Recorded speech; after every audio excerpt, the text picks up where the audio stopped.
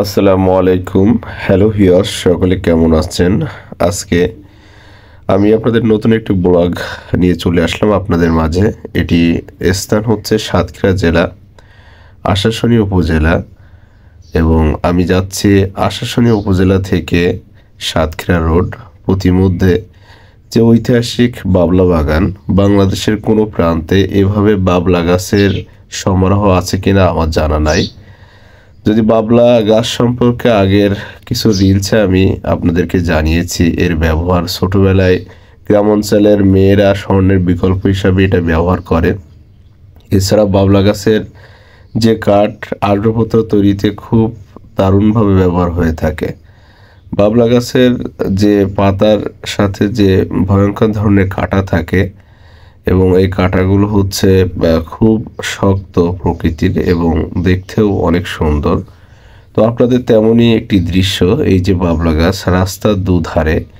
এবং আপনারা জানেন যে সাতক্ষীরা জেলার আশাশুনি, কালীগঞ্জ, শ্যামনগর, দেভাটা, তালার কিছু অংশ প্রচুর ঘেরের জন্য বিখ্যাত।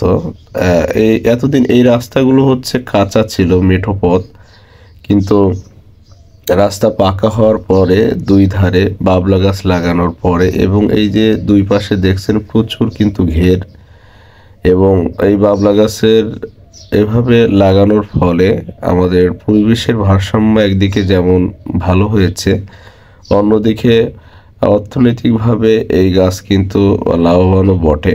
আপনাদের আগেই বলেছি, আসবাবপত্র তৈরিতে শক্ত কাঠ হিসেবে এটা ব্যবহার হয়। এবং এই যে দুই ধার কি পরিমাণ ঘের, যে ঘেরের উপরে যে আসলে কি গাছ থাকলে ভালো হয় সে সমস্ত লক্ষ্য করেই স্থানীয় এবং সরকার প্রশাসন এখানে এই বাবলা গাছ লাগিয়েছে।